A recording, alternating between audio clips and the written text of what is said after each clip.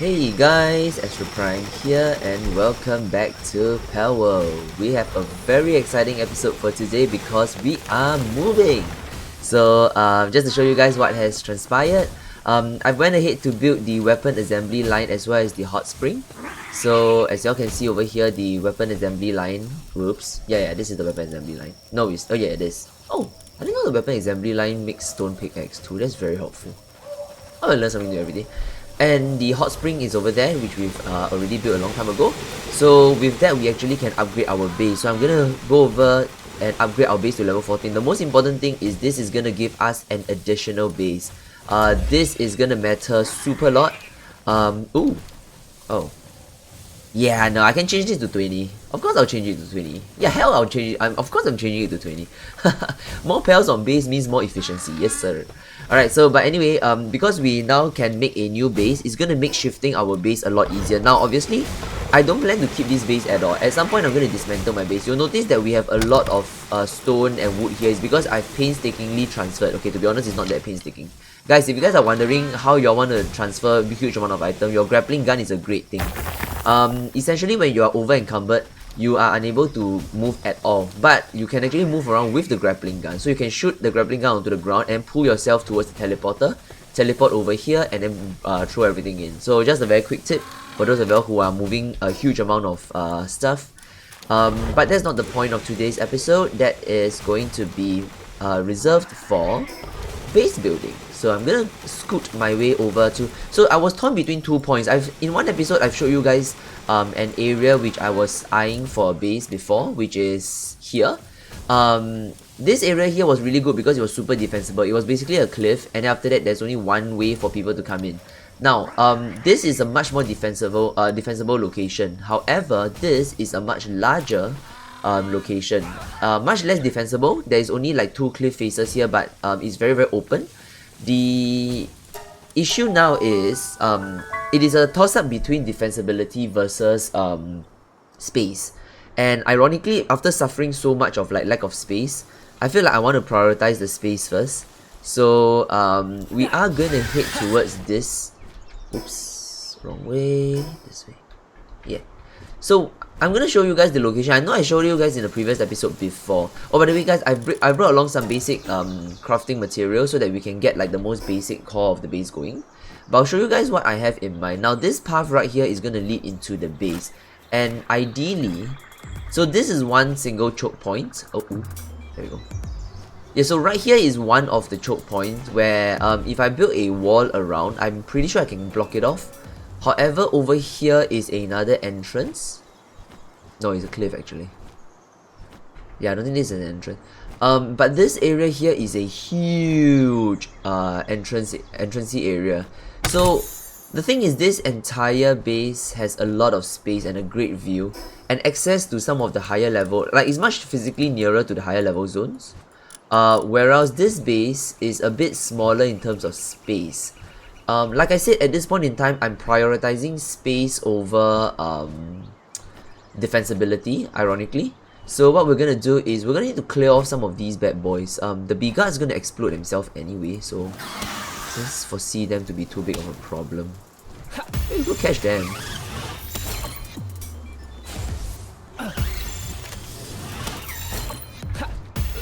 Let's see if we can't catch these B-guards. Ah. Right, so we got ourselves a B-guard over there.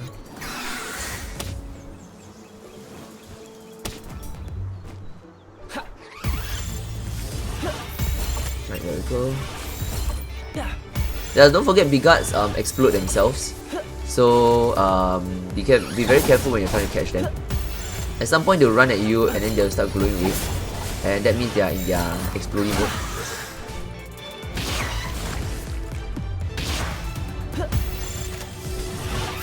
There we go, that's exploding B-guard. Bros. We are not winning the 12%. Oh man. I mean, to be honest, I knew this is gonna happen. I'm just gonna try and okay, I'm gonna focus on clearing these guys off, and then after that we'll get back. Alright, we cleared it all. Van Worm actually died. I made a big boo-boo by not taking care of him in time. But it's okay, I guess. The good news is we can actually plonk down our Pal box right now. I'm gonna plonk down somewhere where I think hopefully has the good circle. I'll show you guys what I mean by the circle thing. So, but you guys should know by now if you guys have been sticking around the episodes. I'm gonna plonk this here just for a bit. Okay, so this hopefully gives us a very good radius to work with. I do see a vague line of the circle. It seems to be okay actually. Let's take a look. Alright, so I think this is a very good circle. So this is a tremendous amount of space, flat land actually, that we can work with right through the edge. Oh, this is okay. This is as good as it gets. Oh yeah, no, this is phenomenal. Okay, yeah, so we hit it. We hit everything. Oh, beautiful. Okay, so this is a beautiful placement of the circle. This circle is not necessarily where you can build a base. I can actually build a base structure right here if I wanted to outside the circle. But this circle is your area of influence. So as long as your items and equipment are inside this circle, your Pal can auto path an AI to it. But the moment it's outside, then it won't do it. So just take note of that. Let's Pal deck this. Okay, let's get some rest first. I mean, poor dude. Okay, so this is super good because we definitely can start working on building our things right now. The first order of business is definitely to build ourselves a couple of farms and ranches. Okay, so this particular base, because it's going to primarily be a breeding base and not supposed to be a operations base, I may or may not, aside from these two ores right here, which I try not to touch, this sulfur is going to be useful, and if it respawns, it's going to be helpful. There's one more over there as well, so we have slightly accessible sulfur. We could actually set up a small mining operations right here by having this. We could put a stone pit here, but you guys know how I feel about stone pits. It's not always the best. Poor Bigard, it's just faffing about right there. Yeah, so I'm gonna go about working on a couple of infrastructures just to get things going, and then I will just like how we did the metal episode. This is going to be a lot more edits because I'm just gonna cut in between all my work as the base kind of slowly forms up. So yeah, let's go. Alright, we've made quite a bit of progress. You guys will notice a defensive wall, guys. So something for you to note if you are building a base. Oh, here they come again. Because of the natural spawns in this area, you're gonna be dealing with a lot of random, you know, like mons like that. Yeah, they're gonna come and annoy you quite a bit. This could be immediately a problem. Like, to be honest, the attack was happening so frequently. I'm a bit concerned about how much this is gonna be, you know, like it's gonna affect our building and stuff. So one option is to wall it off entirely, but because they can spawn anywhere outside of this area of influence, I may have to redesign a bit of things. I'm not sure. The attacks are frequent enough, but because our pals are pretty high level, they can more or less deal with them. So I don't know how we're gonna deal with this. We'll have to figure it out as we go along. Right now I'm too well invested into this, so I'll rather problem solve than move a base entirely. So that's what we're gonna do. Let's see. Let's drop a couple of berries here so they're not starving to death. Right now we are really working towards stability. So yeah, we don't really have everything we need at this point. I'll just show you guys what I have. So I have a little platform here. So remember that little rocky area? I've built a platform over it so that we can, you know, we can still use this area. Remember, this game's pathfinding is horrendous. So ideally, you want to be as flat land as possible. So that's why we built that there. We have 2 breeding pens right here as well as 2 ranches over there. I've tried to leave this area untouched. The berry farm and the wheat farm over here as well. So the food box is over here. Now the crafting area, assuming I make the crafting area here, I'm leaving this space here for crafting. So our production lines and stuff will all be... Oh, the Mosander's coming back. Oh yeah, we gotta do something about this. Yeah, so this one is definitely a problem, man, because these guys are really just... Oh, there we go. It's flying everywhere now. Yeah, he's gonna run. Hey, why would you attack my Azuro? Screw you. Yeah, so this is definitely a problem. Okay, so if you build a base around here, you're gonna need to be a bit more... You're gonna do a lot more defensive shit. Oh, here comes big guards as well. That's the worst, couldn't it? Oh, great. Seriously, Bigard, really? Yeah, so this is a slight problem, especially if you're building. So this is a trade-off for a very big space, right? Because you have tons of space, however, the attacks are very, very frequent. We might have to work on some defensiveness and shit. Possibly. Okay, so here comes another D-guard. Yeah, I mean, the good thing is once our entire base is ready and up, our pals can defend it. So that's a good thing. Right, so as you can see, oh god. Yo, why would you do that? So he went straight for my leaf monk. That's nice. Oof. Yeah, so leaf monk didn't have a good time there. But oh well. Yeah, so we're gonna have to, okay, so yeah, like I said, I'm gonna have to try and solve this problem. And again, I'm too well into it. I'm not gonna move my base. I'd rather just solve the problem instead. So we'll probably do some defenses or maybe even wall off the entire thing. I'm more inclined to wall off the entire thing for now actually. But we'll see, we'll see. The other side has a small little gap as well so that we can go in and out. But yeah, we'll have to figure it out as we go. But yeah, so that's what we have for the base for now. This small area here, I'm gonna build like a small house. I realized that building a nice, comfortable house is okay. I'll probably still end up being addicted and building a big house, but you know, houses in this game is not that important anyways. So yeah, we'll probably just build a nice little house here for like basic storage and stuff. And we still have quite a lot of space to work with, so I'm super happy. The breeding pens take up a lot of space, so be super mindful about it. But yeah, it really does take up a lot of space. Not very helpful. But yeah, so we're gonna keep building and keep setting up our base. Alright guys, as you all can see,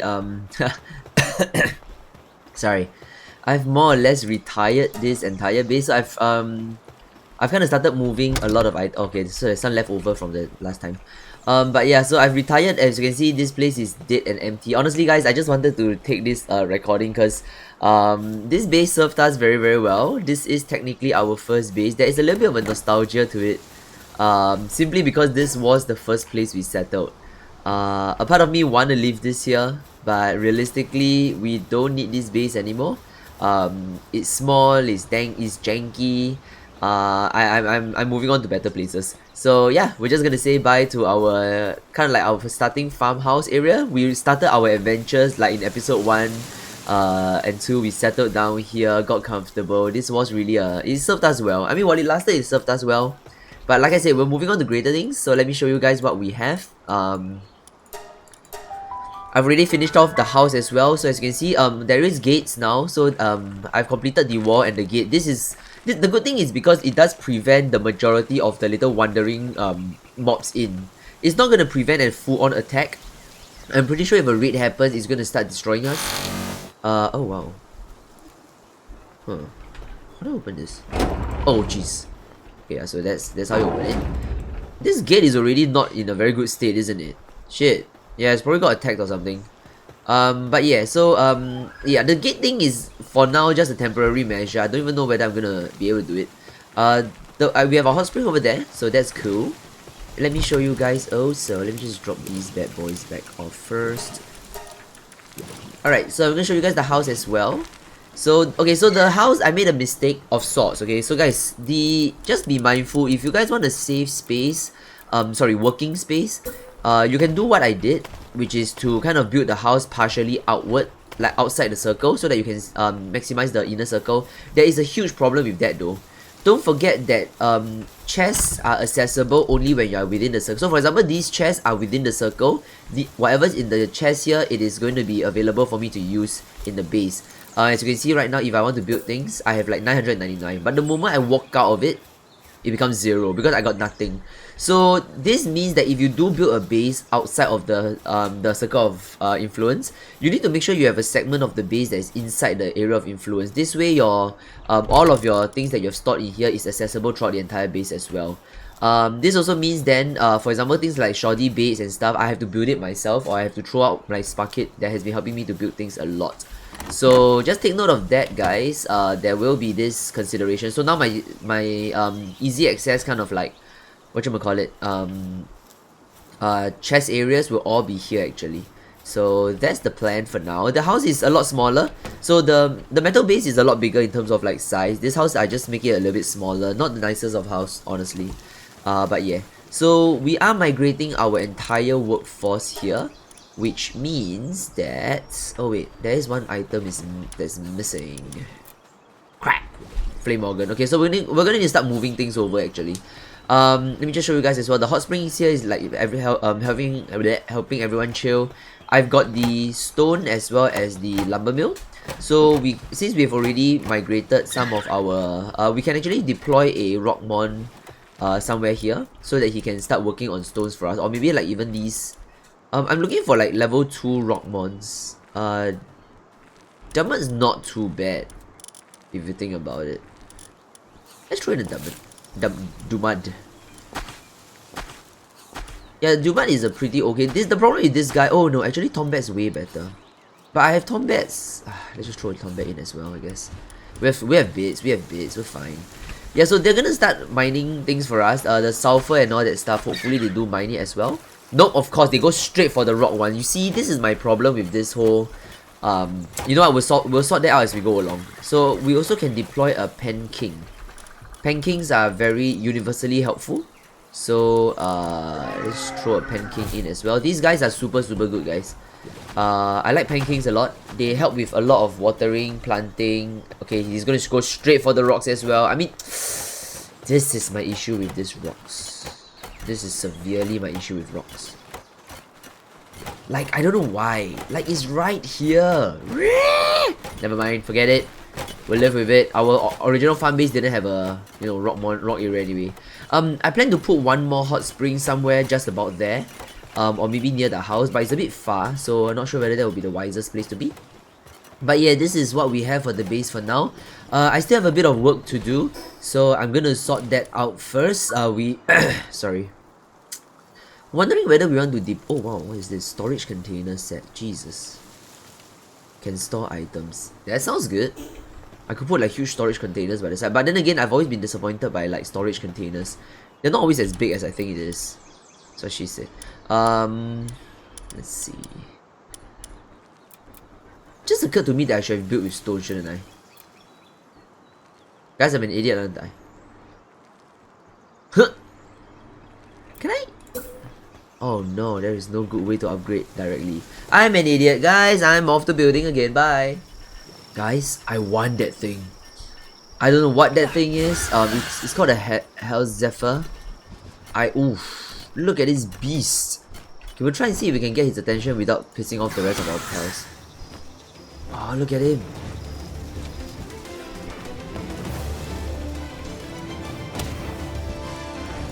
Oh, he looks very powerful, man.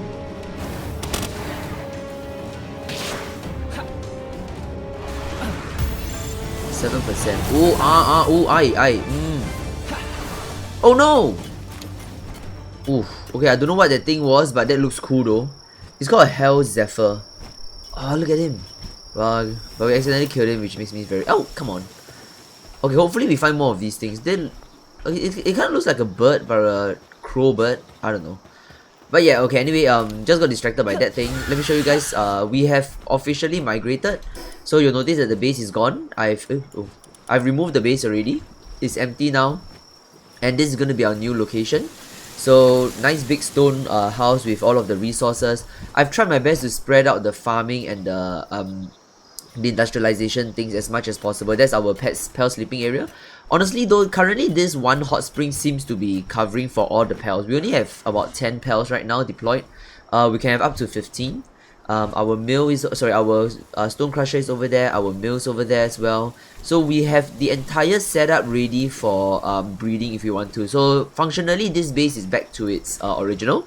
I haven't really fully tested out the pathfinding, but generally very little pals are getting stuck. So that makes me quite happy. But yes, that is actually it.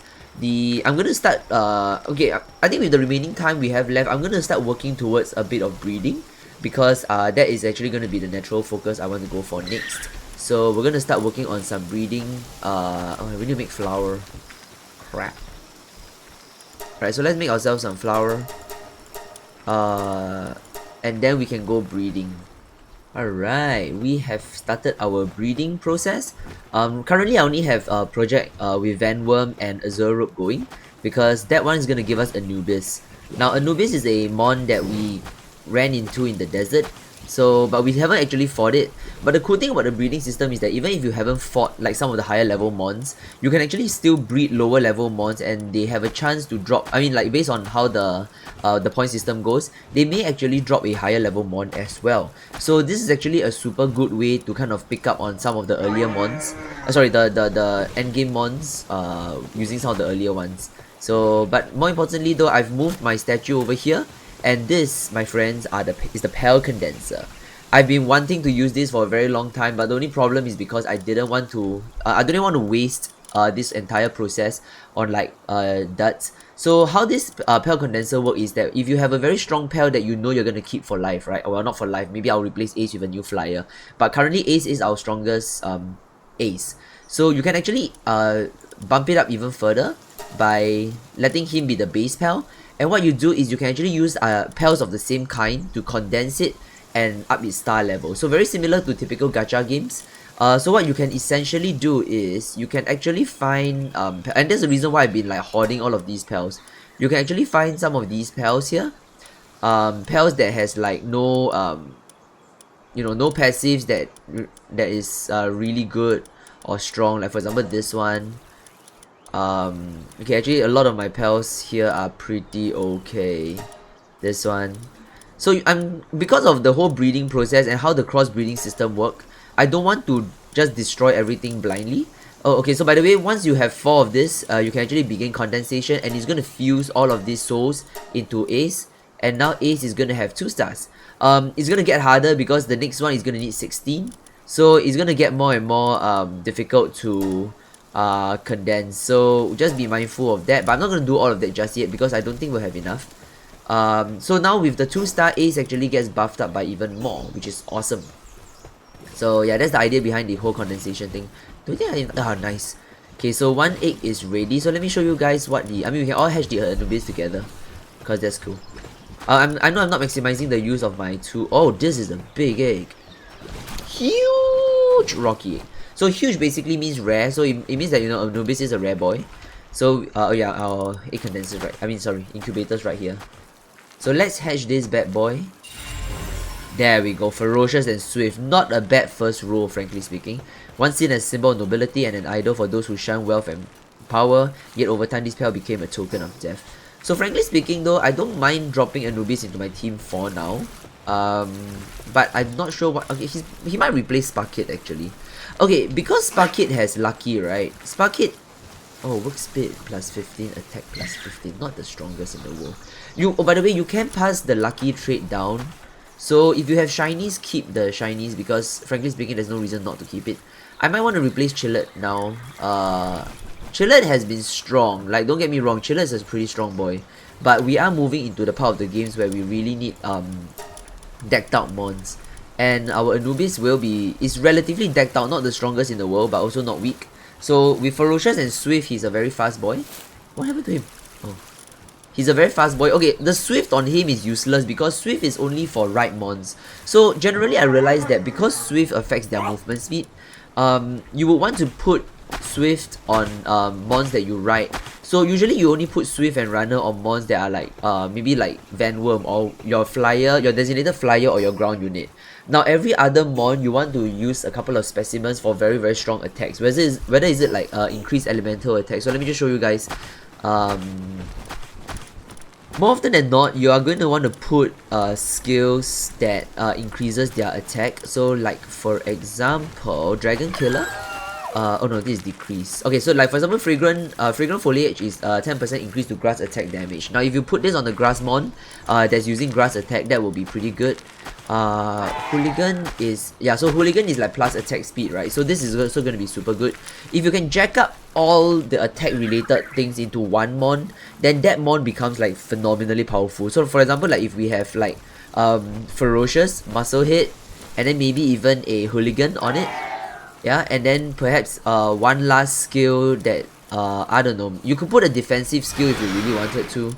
I would say, like for example, Blood of the Dragon, I think. increases dragon attack damage, so you want to put that on a dragon mon. You could put things like not motivational leader, Vanguard. Vanguard increases player attack, so you could increase your own attack as well. But I think like what we've established, not the best when it comes to buffing your own player attack. I mean, I don't feel like the players do a lot of damage anyway. Same thing for Sirius. So Sirius is going to be a good skill to drop on, let's say, base related mod. So if you want to optimize your whole base building, oh my gosh, our eggs are okay. Our cake is really going fast. We can afford 2 projects. But yes, we're gonna do that. Not now. We're gonna do it probably. Because we have another 5 more minutes. I want to take on a couple more bosses. So what we are gonna do is no, not that one. I want to take on the Elizabeth because like I think we've made a lot of progress today. So either the Mosander Lux or the Elizabeth is a pretty good option. So yeah, we're gonna try that. Ace should be able to deal with the Elizabeth pretty well, I hope. So before we head that way, let's quickly go and sleep so that we can turn to day. I think we have enough time for just one boss, so I wanted to cover that one together with you guys. I actually do wonder if Elizabeth what's it called, drops honey, cause that would be great. Okay, so we'll let those 2 things get frisky, and we will head out to find ourselves the Elizabeth. Yeah, so I think the other thing I want to take note of is that we are delving into like the whole what's it called, like the whole gun age right now. So we want to be mindful of things like, for example, sulfur. I have not deployed like a sulfur farm at this point. I don't think I can find one. So, but sulfur is going to become very important very soon. This Elizabeth is probably going to be a mine shaft. Yeah, it's probably a mine shaft mon. I feel like this is a... Yeah, it's probably a mine shaft mon, isn't it? There we go. That has to be the mine shaft. No, it's not. Shit. Huh. Crap. Okay, so this one is an immediate problem because it's one of those mineshaft mons. Mineshaft mons are not... Okay, I think this might be it, maybe? No. Yeah, the problem with the mineshaft mons is that you need to go and find the damn mineshaft. I'm gonna go and search it out a little bit, and then after that, hopefully we find it so that we can fight the Elizabeth. God damn, this thing was hard to find. Nowhere around here. This little bit right here is probably the cave. It looks like a cave. I mean, this better be the cave. Jesus Christ. Yeah, guys, it is almost nighttime. It took me a long... Oh god, if this is not the cave, I'm gonna kill myself. I swear. Okay, I just realized because the Elizabeth is level 31, we might or might not be super ready for this. Ace is only level 29. The last time Ace tried to battle, it was not the best. Okay, so that's the Elizabeth right there. Oh wait, there's a leaf. Oh, cool. Alright, so let's lead with Lispang as usual. Lispang is our really strong... Okay, so there's a bunch of Bigard over there, which is not ideal.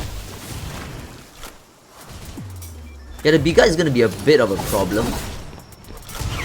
Yeah, there we go. See?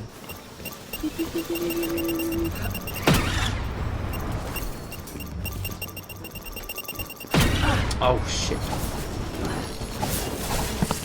Alright, there we go. Okay, so Lispang is gonna... Okay, let's withdraw Lispang. Send him back out. Oof. Okay, so Lispang is gonna... Okay, so Lispang is doing a lot of damage, which is good. He can afford 1 more hit. Come on, boy. Nice, that hit. Let's dodge that. See if we can get him another hit. Oh, shit. Okay, let's send him further out so that he really has a chance for that hit. Right. Pull him back. Send him further out. Come on, Lispang. Right. Alright, so while attention's on us, that's good. Oh shit! Alright, Vanworm out. Oh crap. Okay, so let's get Vanworm out. Oh, that's good damage. Alright, pull back. Ah, shoot. Okay, we need her to aggro on us. Because then our Vanworm can have free reign of the attacks. Nice. Dodge that. Send him behind. Keep dodging, keep moving. Yeah, a lot of the combat is multitasking between sending out your pals. Alright, Ignis Breath incoming. That is big damage. Pull back. Toss out behind. Dodge that. Alright, so that was a stagger. So our team's hungry, which is not good. Not now, man. Nice. Alright, Ignis Breath again. Great. Alright, another good hit. One more hit should do it. I think one more hit from Van Worm should be enough. 100. I think that's fine.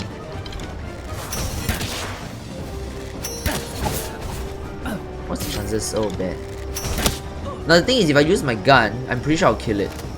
Like what always happens. Oh, 65. Nice. Okay, so we need to use a green one.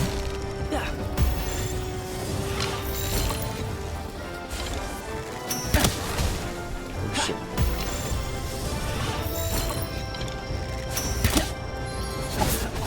Yeah. 17.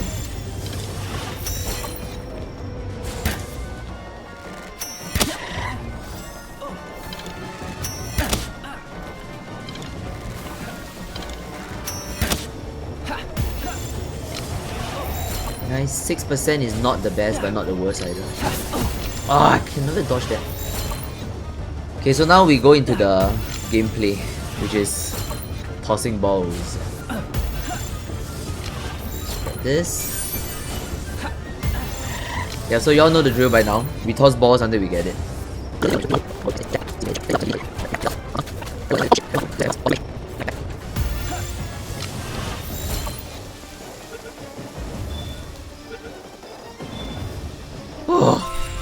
A chosen queen to rule over beguards a never-ending stream of servants willing to work themselves to death for the pleasure of serving their queen. Yep, not dark at all. Okay, so we got that, which is nice. And oh wow, we learned Nightmare Ball. That sounds good. But yeah, okay, so I think okay, at the very least we got something out of this. Yeah, so I think that's all the time we have for this episode. I'm gonna head back and I'm gonna start working on a lot of breeding. Between now and the next episode, a lot of breeding might have happened because I feel very stable about my breeding setup right now. So we're gonna work on that. And yeah, then we'll see what kind of adventures we get into in the next episode. So I hope you guys have enjoyed this one, and I hope to see you guys in the next.